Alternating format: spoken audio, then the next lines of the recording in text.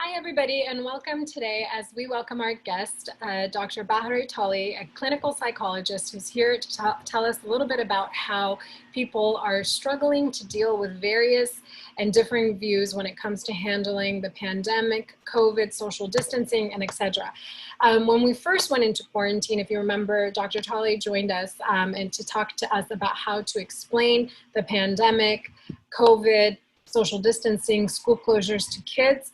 If you're interested in that, that's on our Instagram page as well as our YouTube page, and will shortly be loaded due to popular demand as we go back into lockdown once again on our other social media outlets as well. Dr. Bahareh Talei, thank you so much for joining us today. Thank you for taking the time to come here.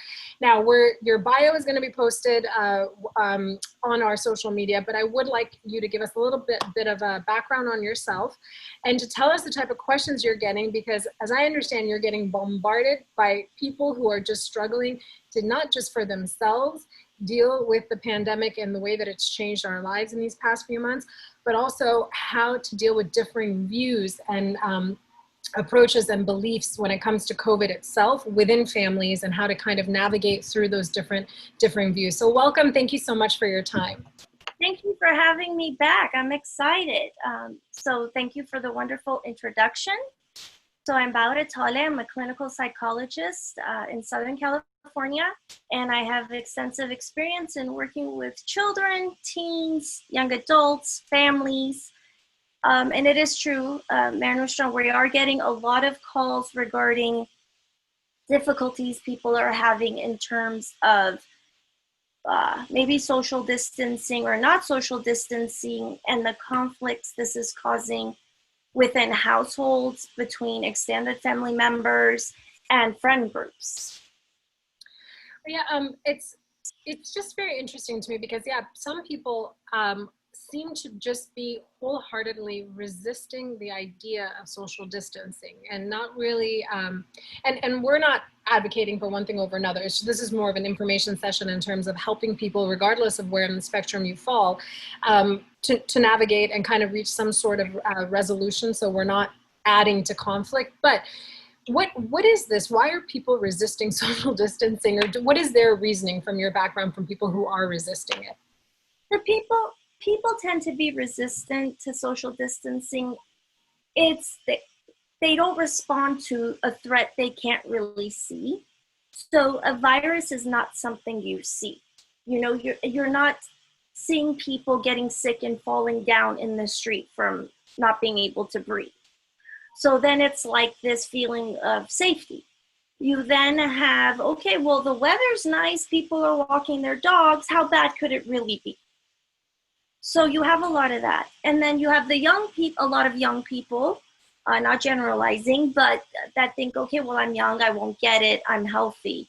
But that's not the point of that part, because that could just be transmitted to others. So this is causing just a lot of conflict. So those are some reasons that there's some resistance to social distancing. Now, for someone who does feel like they really this makes them nervous, they want to protect themselves, they want to protect their loved ones, even if they do fall within the category of being lower risk. Although we've seen statistically, we've shifted in the numbers in terms of who's contracting it. We do see the younger age group is contracting this virus quite a bit. But let's say you're passionate about it, or this is your personal belief, or this makes you nervous for whatever, or you want to err on the side of caution and you believe that you want to engage in social distancing. How would you recommend communicating that in a nice, non-offensive way to somebody that is violating the concept of social distancing around you? Okay, so first we got to recognize exactly where the stress is coming from. So when we feel love, we feel safe, we feel connected and secure. During the pandemic, we're not feeling those things, right? We're not feeling connected and secure necessarily. So what ends up happening is then you don't feel as secure in the relationships. And then it's causing discord in the relationships in terms of the differing views. So you already have this feeling of, oh, there's lack of connection and security. And then there's these disagreements between people, which is also adding to those feelings. And that's increasing the stress and anxiety.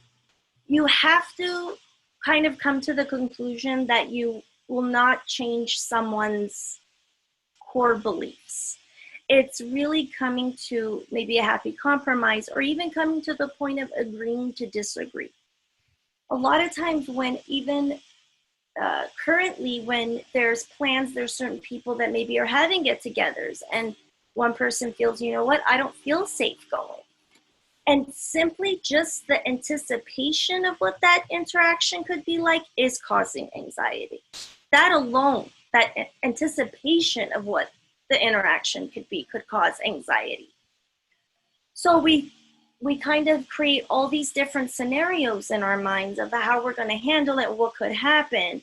Maybe the worst won't happen. Maybe you can just explain it and let them know, and they respect it. Usually our worst case scenarios that are in our heads don't come to fruition, right? Right. So the other thing you can do is really communicate, and before you communicate boundaries, you have to create them, right? That's good. Yeah. So you have to think about, what am I comfortable with? So first you have to figure out, what level are you comfortable with in terms of social distancing or going places, going to the store, or whatever it may be. What's your level of comfort? Maybe writing them out will help, so you have a clear, objective view of what you're comfortable with. But being also aware that that list can change. This is something completely new. It's not all known. Things are shifting. It doesn't mean that you have to stick to those rules no matter what. They can change. They can be shaped over time.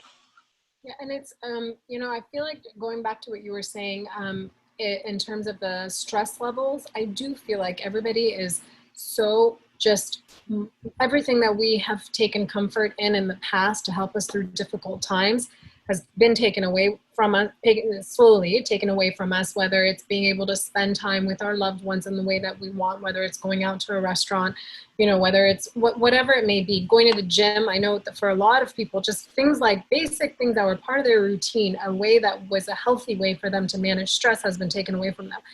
And so I've seen where strangers really attack one another on this issue. If someone is violating social distancing rules and concepts in a way that's entering your space and is making you feel uncomfortable, well, absolutely, that's not fair, that's not great. But I believe there's a better way of communicating than yelling at that person, or just being disrespectful, or going overboard, or taking it upon yourself to dictate to others how to be, in a way that goes beyond just securing your borders and making you feel better. Like, I've noticed sometimes it's an issue of power, or it's used as a tool or a reason to put somebody else down. Like, this is the same person that will probably tell you, you have 6 items too many to go to the express checkout line. Now is like attacking you. I mean, have you noticed that personality? I've seen it come out. It's like this. I was running, and I even had a bandana on. This was when I was back in California still, around this golf course by my house. Nobody was anywhere near me, and I was on the phone, but I had my even bandana on, and this lady came from across the street to tell me that, you should be, if you're talking on the phone, you should be mindful of your surroundings. And I just was shocked. I was like, there's nobody around me. And her attitude and the way she said it, and I told her, I said, thank you for pointing that out to me. However, I don't see how communicating it in that way helps anybody, and I really don't think that you care about me and my well-being. So there are personality types that have been so aggravated by this.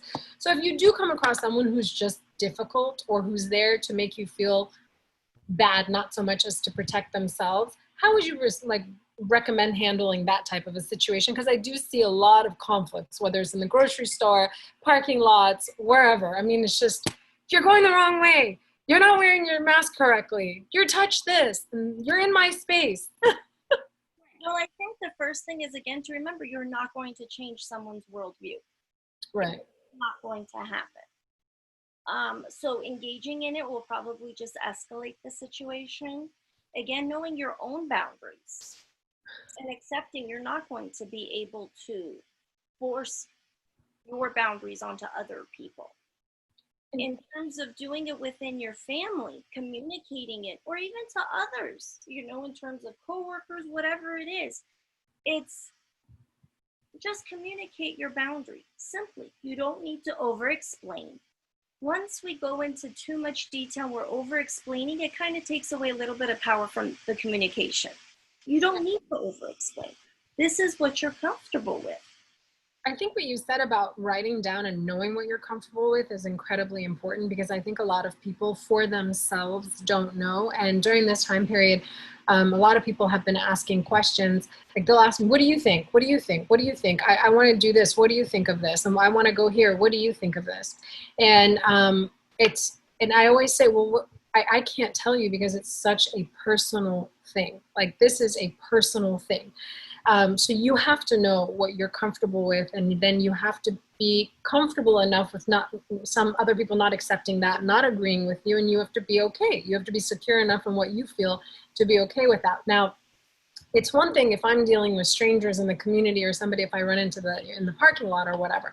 But what about when within households we have different opinions? So what about if you're a parent and you have a teenager, or you have your child that simply will not listen, doesn't really care what you're comfortable with or what your boundaries are. They're very clear, but they don't want to adhere to it. Or a lot of what I'm seeing is that we have generations of young adults with parents that could fall in the risk category that we so badly want to control. Like, why are you going to the grocery store again? Why are you going to this gathering? You're in a high risk category.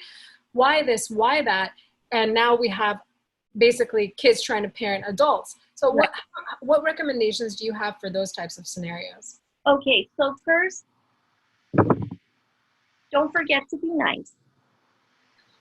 Don't just tell people. But forgotten all too often.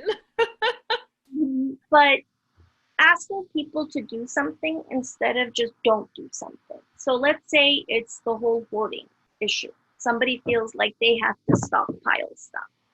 So maybe saying to that person, you know, instead, why don't you maybe help out a couple of the elderly neighbors that you know in your neighborhood who can't make it to the store? You know, at least it's giving something to do and for many people with anxiety, that itself can make them feel better. That's a great point. When I say don't forget to be nice, it's more saying, you know, things like, well, that's a stupid way of thinking, like kind of referring to someone or their thoughts as stupid or whatever it may be, because they're going to stop listening. Just accepting that it's different, and that's okay. And consider your relationship with the person. So like, let's say if you have a sibling and you tend to argue a lot, maybe coming from you at a certain time is going to make them defensive anyway, based on your relationship. So those are some other things to kind of be aware of. With individuals, like I know a lot of adult children are now telling their parents to be more careful, but kind of not saying numbers, like avoiding numbers and statistics, but telling things that are more anecdotal and stories. Those things tend to resonate with people. For instance, remember when Tom Hanks and Rita Wilson announced they had it? It seemed to affect people. He's someone most people like and respect, so it resonates with people. So if you know someone personally, I would talk about it in terms of more personal stories instead of saying, okay, well, research shows that statistics are this and that. Makes it more personal. Also gently reminding people that your teenagers or whoever it may be, that it's not all about them. Being gentle about it. It's not all about them.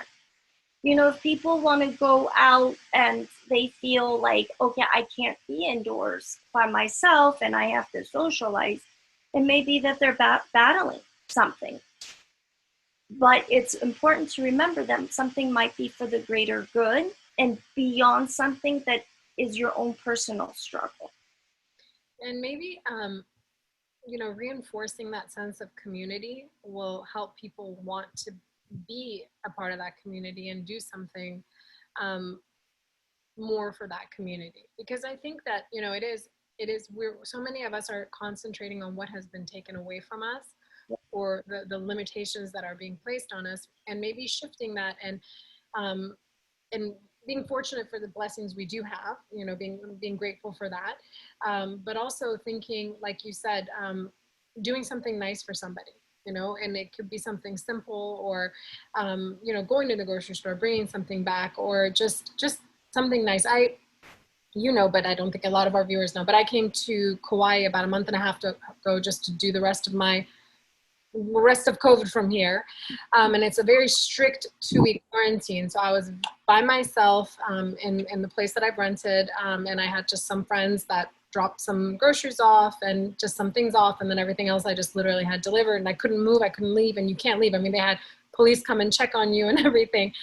But just, you know, a fresh flower my friend would leave me, or just when they dropped off groceries, just like a sweet note, or I don't know, it was, and for them, so many of them were like, well, we were so happy to be able to do something for somebody else, that gave us something to do for somebody else. And what I've noticed also being here, I'm on Kauai, the sense of social responsibility that's here. So it's not just, oh, I'm wearing a mask for me, but I'm gonna respect this space for you, even though they've had so very few cases here.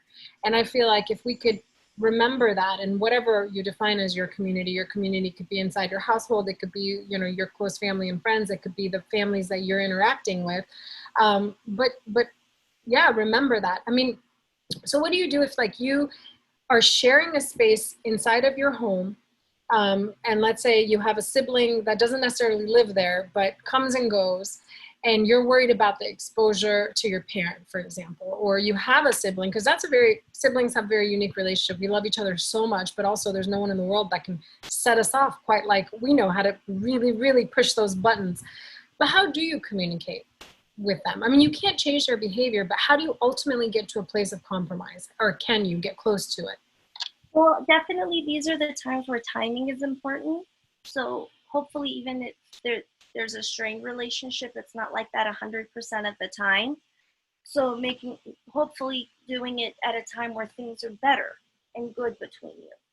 Having maybe some sort of script in place and making it more personal, and again, for the greater good, rather than it being shameful, or feel that a person's they don't want to feel criticized. So saying something like, I love you and care about you. I understand you don't agree with me about these concerns. If you're not going to do it for yourself, would you consider doing it for me, or consider doing it for mom, so we're not as worried about you getting the infection and giving it to her? I understand if you don't think it should be taken as seriously as I take it, and I'm being too cautious, but could you please consider it so I could sleep at night?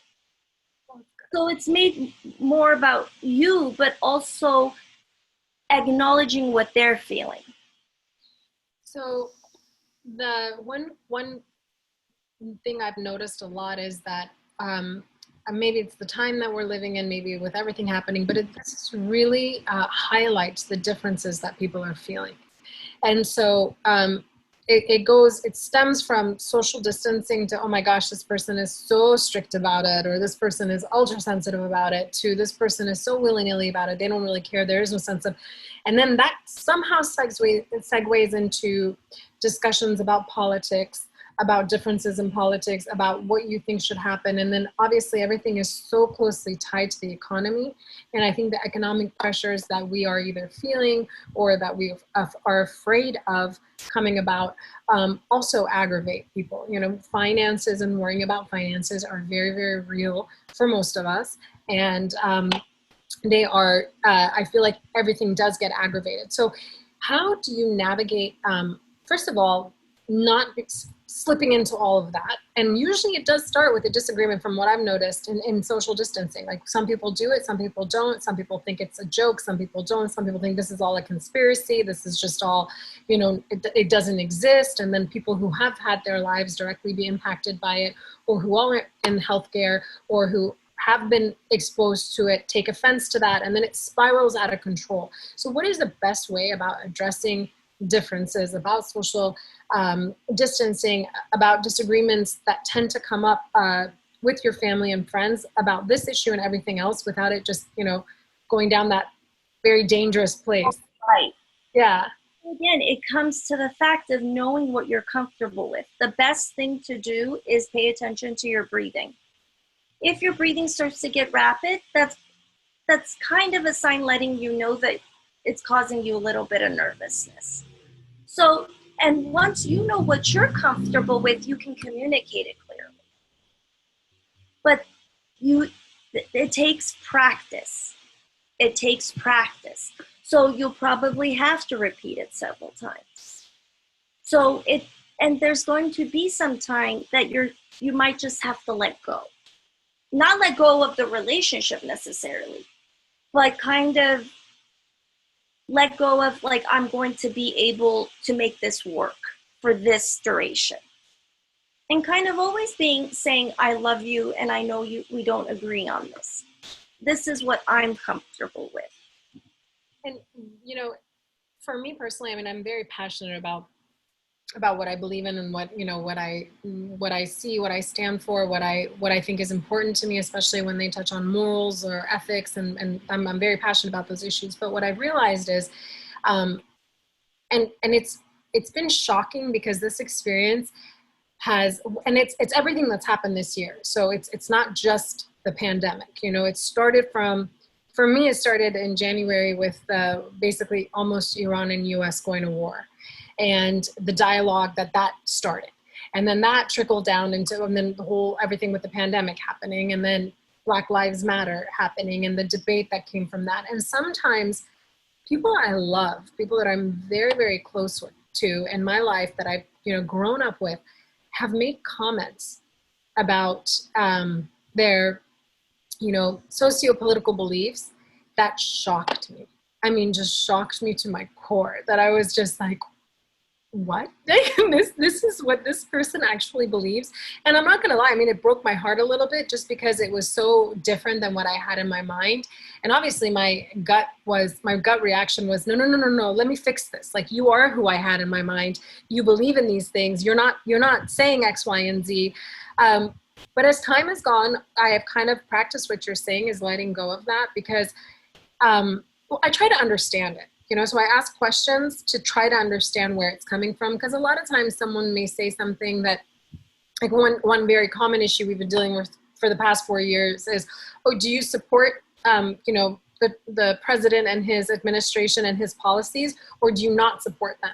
And it's, if you fall into this camp or that camp, there is no middle ground. There is no way that you could actually support him. And with, whereas sometimes, especially if I travel a lot, so I go to I used to travel different parts of the country. And depending on where you are and what those individuals are experiencing, their reasons for supporting someone or administration or policies or politics or whatever can sometimes be something you didn't really think about. It's and for me, trying to understand it is the first point. Sometimes there is no understanding. I mean, you can talk about it, and you just have to accept that people have different points of views, and your feelings toward them can change, and that's okay. Like, this is not, and I feel like this has been a very reality check type of a year. It's not about rosy, happy feelings all the time. You're getting a dose of reality when it comes to life, when it comes to people you love, when it comes to policies and the realities, So I think that's a really, really great point.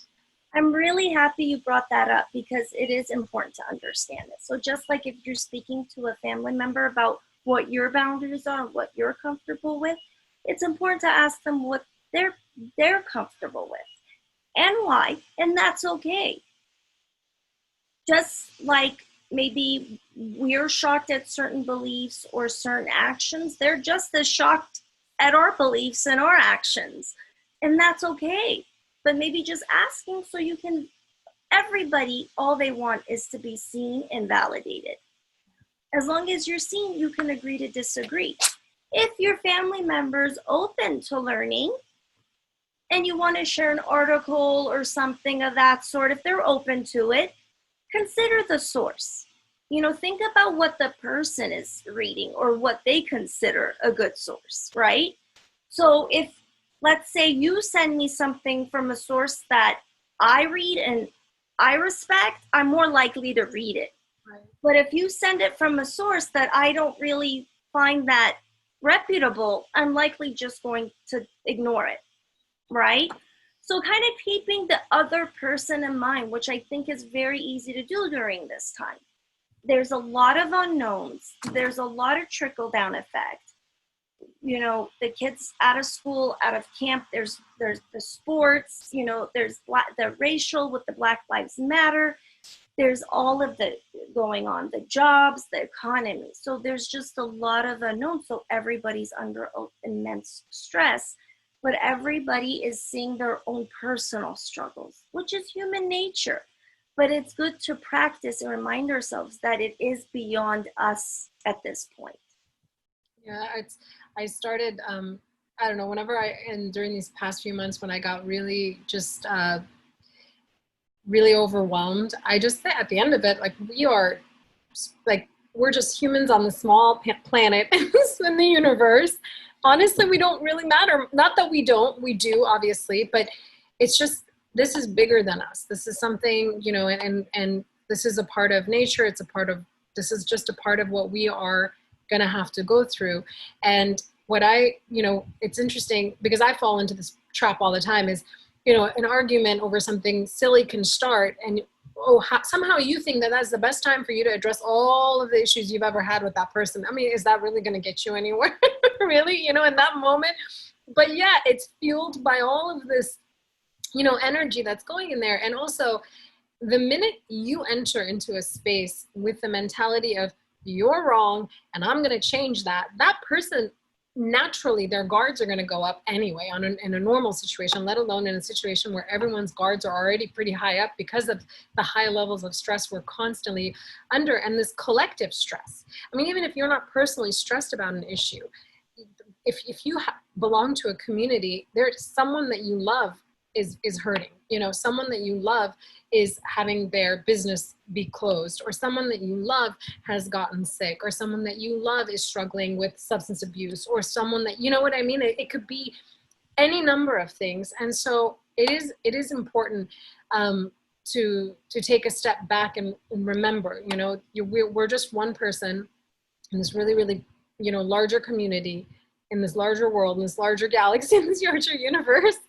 and just take a step back and calm down. And it's okay to understand that you don't have control over everything. I mean, and just come up with what you're comfortable with it. Write it out. You don't have to stick to it. Things are changing. It's okay that they change. And the last thing I kind of just want to say is foster relationships in different ways.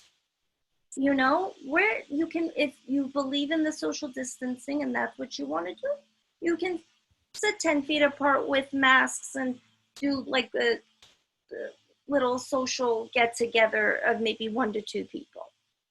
You know, just depending on what you're comfortable with, or Zooming, teaching family members how to Zoom. There's different ways you can foster relationships. Maybe if you have been prevented from seeing family members because of their age or health, geographic location, whatever it is, sometimes it helps to have something to look forward to. So saying, okay, as soon as this is over, we're going to go and get that favorite ice cream cone at X, Y, and Z place. Or, okay, we have to make a plan. Let's say, hopefully April, we're going to go in our RV and go, you know, camping or whatever it is. Then you have something to look forward to. Yeah. And just finding, I don't know, I feel like as horrible as things are, because you have to find workarounds, you can find little substitutes, like being in nature. Like when you said camping, like a lot of people I know have started doing that. And it's something new, like they'd never really done it before, but you can be outside, you can be in a small group, you can even go with like a number of families, maintaining your distances and doing that. Or, I mean, something silly, but just working out, you know, just because of the way that the gyms are, you know, we're open for a little bit, closed again. Working out outside, doing something simple as a hula hoop or a jump rope. I started jump roping. I hadn't jump rope since I was a kid. It was silly, but a little part of me, you know, these are silly examples that I'm using, but I'm saying that there are ways you can still enjoy your life and you can count your blessings and the things that you have that you can be grateful for. It's a matter of finding them, and it's a matter of finding people that you can share that with who will respect your views, even if they don't necessarily agree with you. And I think, and then reciprocate that. So even if you don't agree with somebody, respect their views. And if you're someone that doesn't really believe in social distancing, understand that that decision can, whether you intend for it to or not, upset somebody else because they just simply don't see things the way that you do. So if you could just do your part and give them their space, then you can just kind of coexist, you know? And I feel like it's simple. You don't need to change anyone's mind. Just find out what they're comfortable with, what you're comfortable with, communicate it and understand it. So is there anything else before we let you go, that any parting words of wisdom to all of us out there struggling for this unknown? When we did this, I think it was in March, we did the first one. I didn't know it was going to go on for as long as it has been. And I know in California, we had a gradual opening up. And then from my understanding now, things are closing back down again. Hopefully we'll be able to get to a place where it'll start opening back up again. Right. So I just want to end with that what's happening in the world, it's unknown. It's causing stress across the board. Everybody is in this together. It's beyond us as one person. It's bigger than us. So it doesn't take much to just communicate effectively with someone. If they choose to respect you or not, that's on them. And if they decide, you know what, that they don't want to interact with you, then you should put your energy elsewhere, or maybe fostering other relationships in ways that you do have respect. That's great. Thank you so much. This is so important. And then I know in our post we will have your center's information if anyone does want to get in touch with your office. But can you just tell us the best number to call, and if there's an email or your social media handles that they can go to for more information? Definitely. If things don't improve, definitely reach out to a provider. My number is 818-324-6594. There's two websites. There's www.centerdcs.com and www.stayhomerehab.com. Perfect. Thank you so much for your time, and hopefully things will get better, but we are grateful for the time that you give us, and we'll definitely be bugging you again, depending on the more questions we get. So thank you for what you do for our community, and stay safe. Please, you as well, and please feel free to forward any questions. Thank you.